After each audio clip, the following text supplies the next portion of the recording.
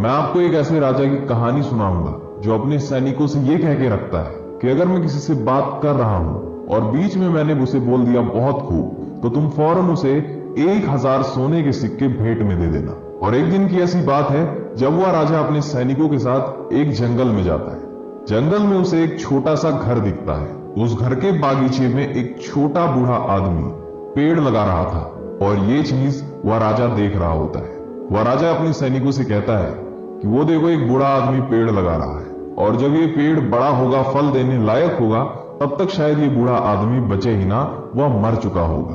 तो ये बूढ़ा आदमी बेकार की मेहनत क्यों ही कर रहा है जब ये जो मेहनत कर रहा है इसका फल इसे मिलने वाला ही नहीं है। राजा अपने सिपाहियों से कहता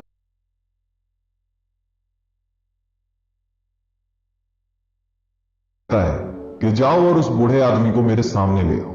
और फिर जब उस बूढ़े आदमी को राजा के पास लाया गया तो राजा पूछता है कि आपकी उम्र कितनी है। फिर वह बूढ़ा आदमी कहता है कि राजा जी, मेरी उम्र 81 साल है, यानी कि 81 ईयर्स है। फिर राजा पूछता है कि आपने अभी जो पौधा लगाया है वो कितने सालों बाद फल देना चालू करेगा। फिर वह बूढ़ा आदमी सोच के बोलता है कि ये जो पेड़ है ये करीब 10 से 12 साल बाद ही फल देने के योग्य होगा।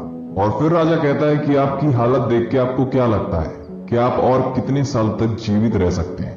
फिर वह बूढ़ा आदमी कहता है कि हे राजा जी, मौत का कोई भरोसा नहीं है, वो तो कभी भी आ सकती है, लेकिन मेरी हालत देख के मुझे ऐसा लगता है कि मैं ज्यादा से ज्यादा 3 से 5 साल जिंदा रह सकता हूँ। फिर राजा कहता है कि तुम ये बेकार की मेहनत फिर क्यों कर रहे हो? जब तुम्हें इसका फल ही खाने को नहीं मिलेगा तो तुम फालतू की मेहनत क्यों कर रहे हो इस पेड़ पे?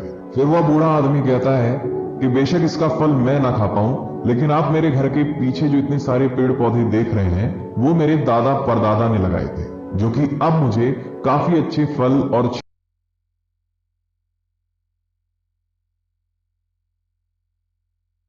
सालों बाद जब मैं मर जाऊंगा और फिर जब मेरे बच्चे बड़े हो जाएंगे और फिर मेरे बच्चों के बच्चे हो जाएंगे, तब वो इस चीज का आनंद ले पाएंगे। और ये बात सुन के बादशाह के मुंह से बहुत खूब निकल जाता है। और जैसे ही राजा के सिपाहियों ने उनके मुंह से ये बात सुनी, तुरंत ही उस बूढ़े आदमी को 1000 सोने के सिक्के दे दिए और बूढ़े आदमी से कहते हैं कि ये तुम्हारा इनाम है, इसे आप रख लीजिए। फिर वह बूढ़ा आदमी राजा जी से कहता है कि हे राजा जी, ये पेड़ तो 10-12 साल में अपना फल देगा, पर मुझे तो इस पेड़ लगाने का फल अभी मिल गया इन सोने के सिक्कों के रूप में। और ये सुनने के बाद राजा ने बहुत खूब 2-3 बार बोल दिया और फिर उस बूढ़े आदमी को 2-3 थैलियां भर भर के सोने के सिक्के और दे दिए जाते हैं। और बूढ़े आदमी के पास 3000 सोने के सिक्के हो गए थे। फिर बूढ़ा आदमी कहता है कि मैंने अभी तक केवल रहमदिल और नेक राजाओं के बारे में ही सुना था, लेकिन आज मैंने देख भी लिया है कि ऐसा वाकई में होता है।